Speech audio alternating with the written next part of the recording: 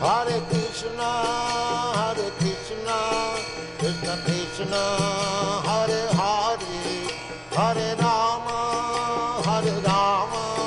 Rama Rama, Hare Hare. Hare Krishna, Krishna Krishna, Hare Hare, Hare Rama, Rama Rama, Hare Hare. Once the world was overburdened by the unnecessary defense force of different kings, who were actually demons but were posing themselves as the royal order.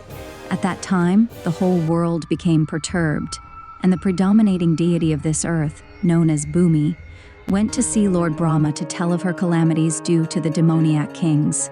Bhumi assumed the shape of a cow and presented herself before Lord Brahma with tears in her eyes. She was bereaved and was weeping just to invoke the Lord's compassion. She related the calamitous position of the earth, and after hearing this, Lord Brahma became much aggrieved, and he at once started for the ocean of milk where Lord Vishnu resides. Lord Brahma was accompanied by all the demigods, headed by Lord Shiva, and Bhumi also followed. Arriving on the shore of the milk ocean, Lord Brahma began to pacify Lord Vishnu, who had formerly saved the earthly planet by assuming the transcendental form of a boar. In the Vedic mantras, there is a particular type of prayer called Purusha Sukta. Generally, the demigods offer their obeisances unto Vishnu, the Supreme Personality of Godhead, by chanting the Purusha Sukta. It is understood herein that the predominating deity of every planet can see the Supreme Lord of this universe, Brahma, whenever there is some disturbance on his planet. And Brahma can approach the Supreme Lord Vishnu, not by seeing him directly, but by standing on the shore of the ocean of milk. There is a planet within this universe called Shvetadvipa, and on that planet there is an ocean of milk. It is understood from various Vedic literatures that just as there is the ocean of salt water on this planet, there are various kinds of oceans on other planets. Somewhere there is an ocean of milk, somewhere there is an ocean of oil, and somewhere there are oceans of liquor and of many other types of liquids. The Purusha Sukta is the standard prayer which the demigods recite to appease the Supreme Personality of Godhead, Kshirodakshayi Vishnu. Because he is lying on the ocean of milk, he is called Kshirodakshayi Vishnu.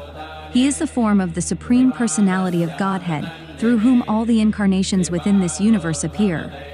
After all the demigods offered the Purusha Sukta prayer to the Supreme Personality of Godhead, they apparently heard no response. Then Lord Brahma personally sat in meditation, and there was a message transmission from Lord Vishnu to Brahma. Brahma then broadcast the message to the demigods. That is the system of receiving Vedic knowledge. The Vedic knowledge is received first by Brahma from the Supreme Personality of Godhead through the medium of the heart. As stated in the beginning of Srimad Bhagavatam, Tene Brahma Hridaya Adi Kavaye.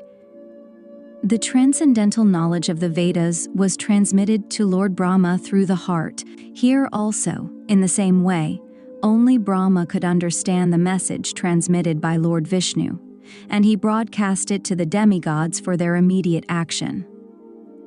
The message was this: the Supreme Personality of Godhead would appear on the earth very soon, along with his supreme powerful potencies. And as long as he remained on the earth planet to execute his mission of annihilating the demons and establishing the devotees, the demigods should also remain there to assist him.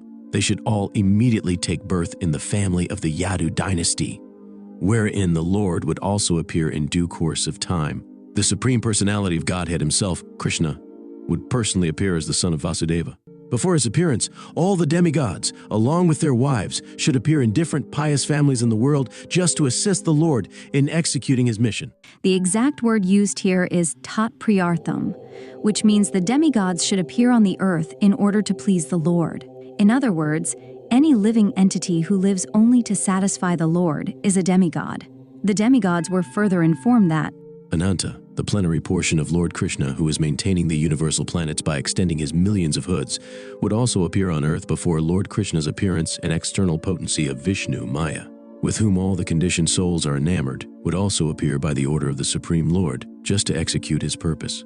After instructing and pacifying all the demigods as well as Bhumi with sweet words, Lord Brahma, the father of all Prajapatis, or progenitors of the universal population, departed for his own abode, the highest material planet called Brahmaloka.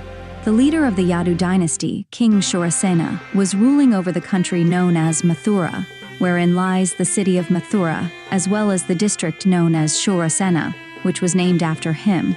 On account of the rule of King Shurasena, Mathura became the capital city of all the kings of the Yadus. Mathura was also made the capital of the kings of the Yadu dynasty because the Yadus were a very pious family and knew that Mathura is the place where Lord Sri Krishna lives eternally, just as he also lives in Dvaraka.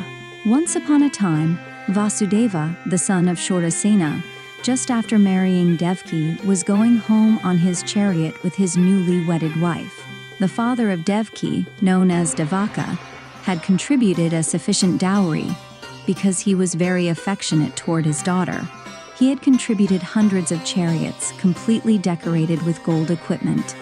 At that time, Kamsa, the son of Ugrasena, in order to please his sister, Devki, had voluntarily taken the reins of the horses of Vasudeva's chariot and was driving.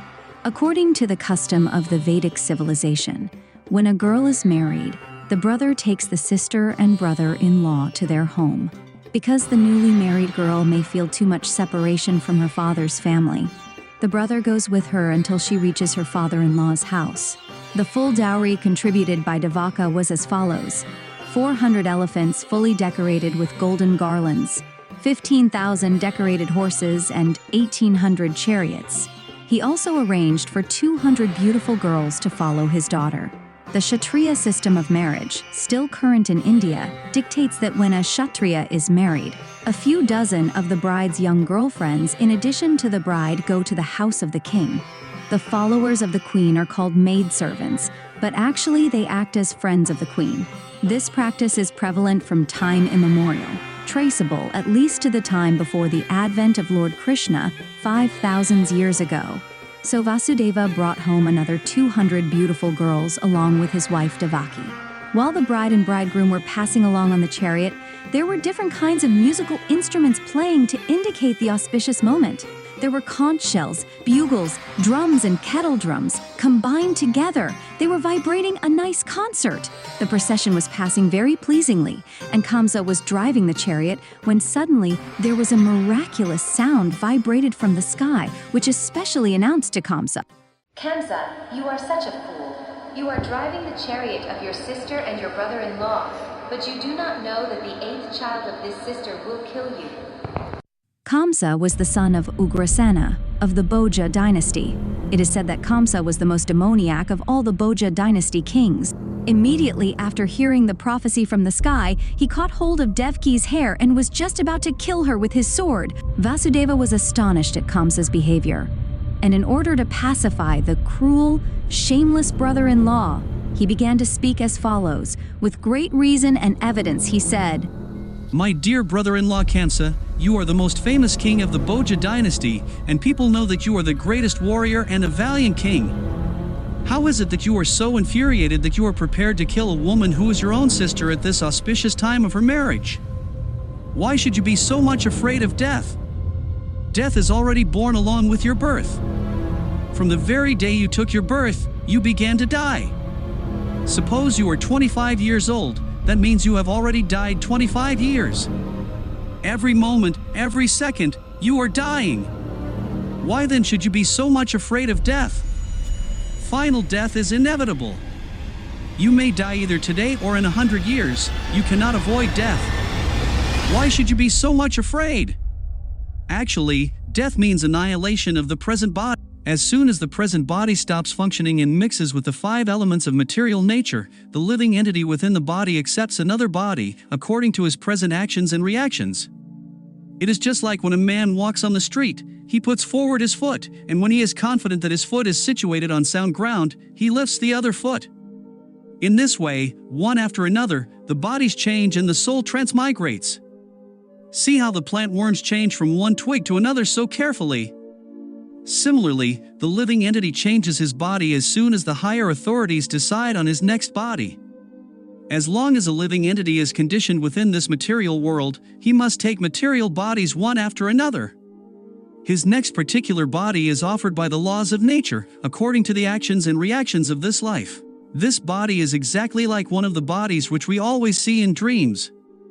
During our dream of sleep, we create so many bodies according to mental creation. We have seen gold, and we have also seen a mountain, so in a dream we can see a golden mountain by combining the two ideas. Sometimes in dreams we see that we have a body which is flying in the sky, and at that time we completely forget our present body. Similarly, these bodies are changing.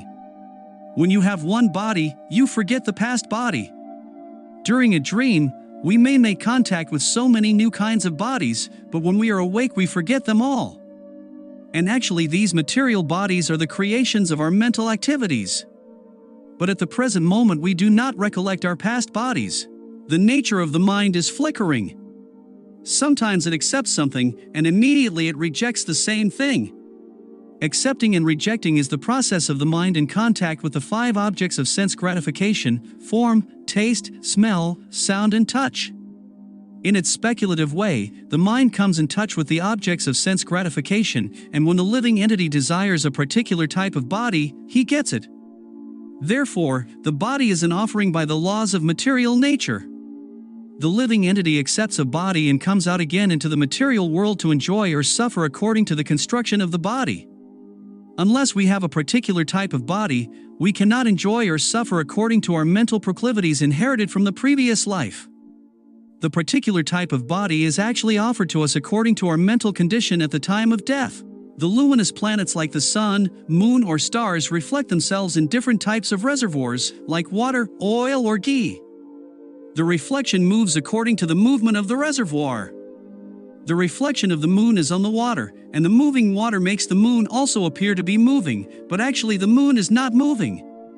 Similarly, by mental concoction the living entity attains different kinds of bodies, although actually he has no connection with such bodies. But on account of illusion, being enchanted by the influence of Maya, the living entity thinks that he belongs to a particular type of body. That is the way of conditioned life. Suppose a living entity is now in a human form of body.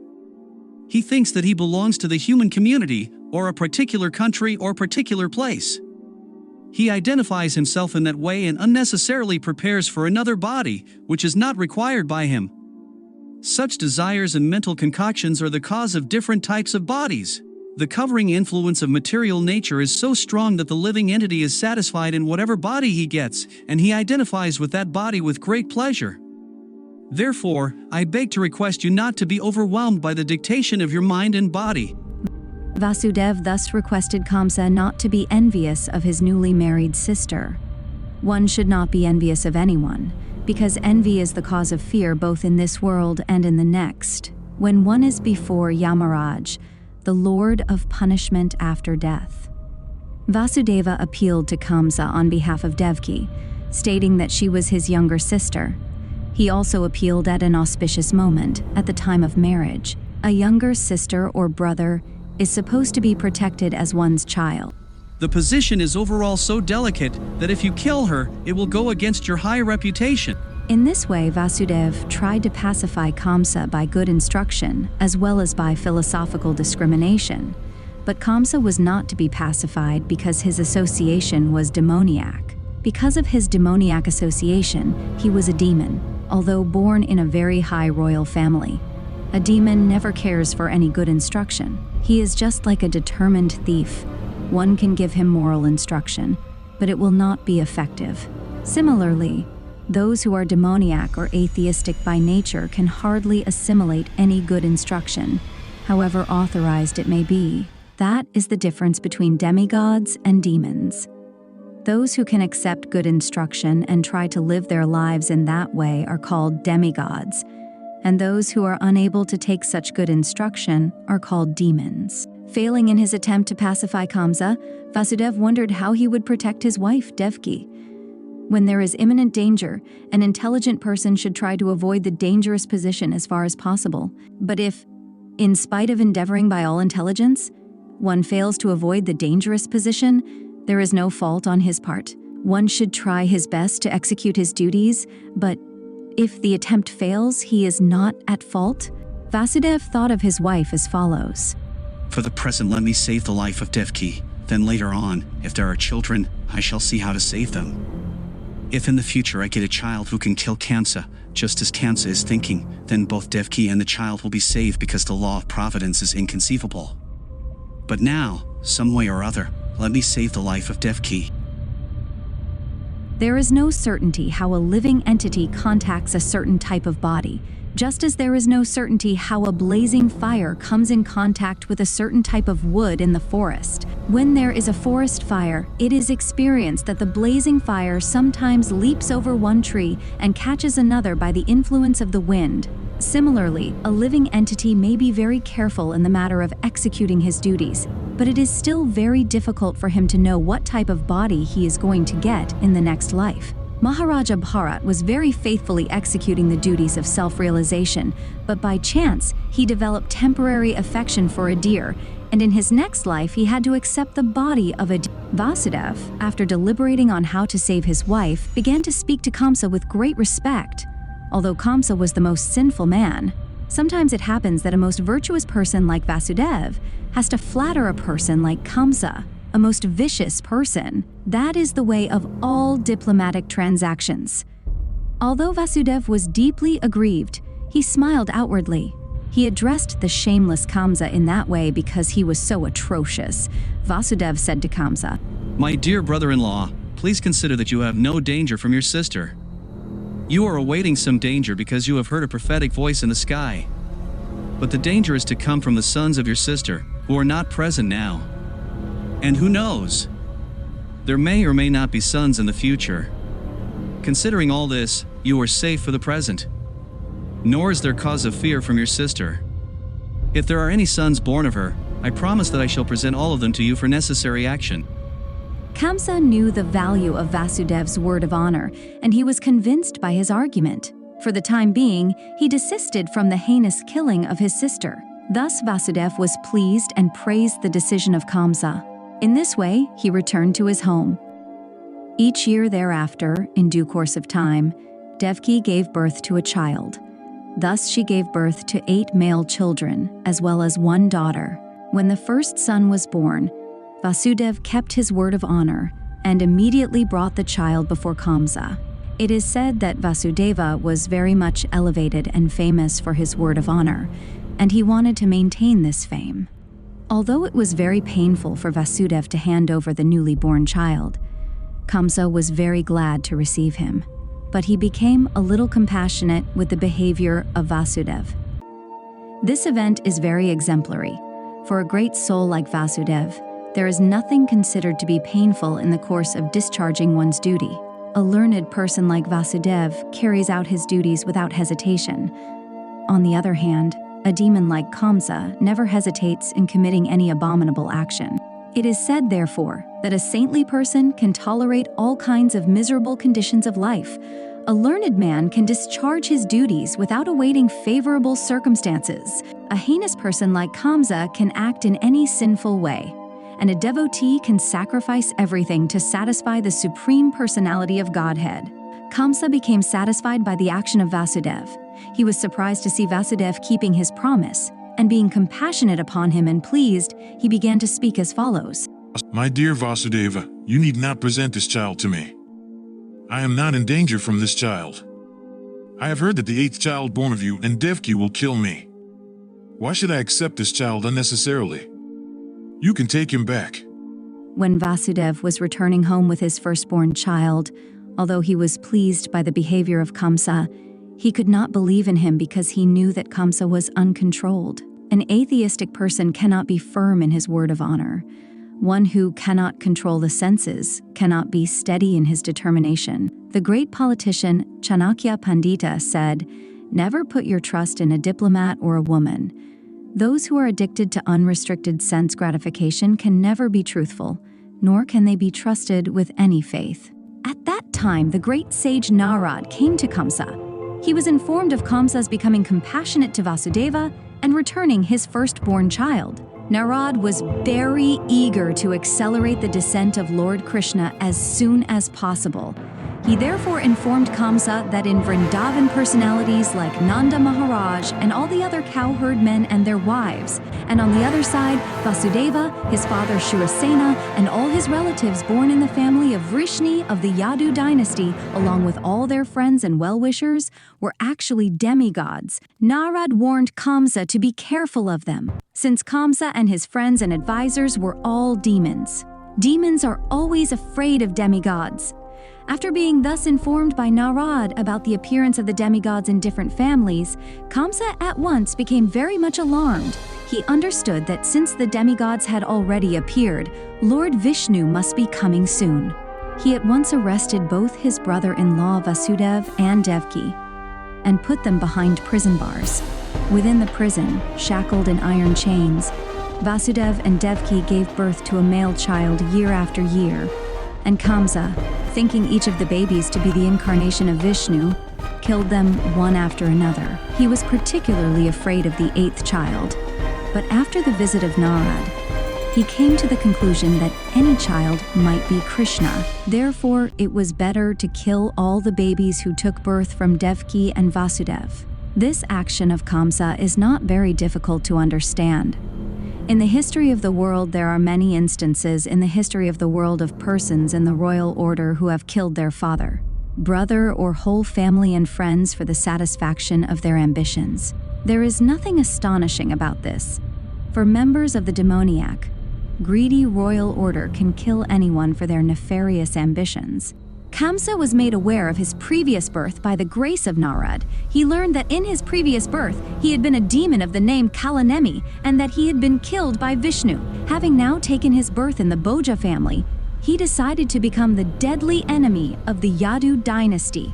Krishna was going to take birth in that family, and Kamsa was very much afraid that he would be killed by Krishna, just as he had been killed in his last birth. He first of all imprisoned his father, Ugrasena, because he was the chief king among the Yadu, Bhoj, and Andhak dynasties, and he also occupied the kingdom of Shurasena, Vasudev's father. He declared himself the king of all such places. Thus ends the Bhaktivedanta purport of the first chapter of Krishna, the advent of Lord Krishna.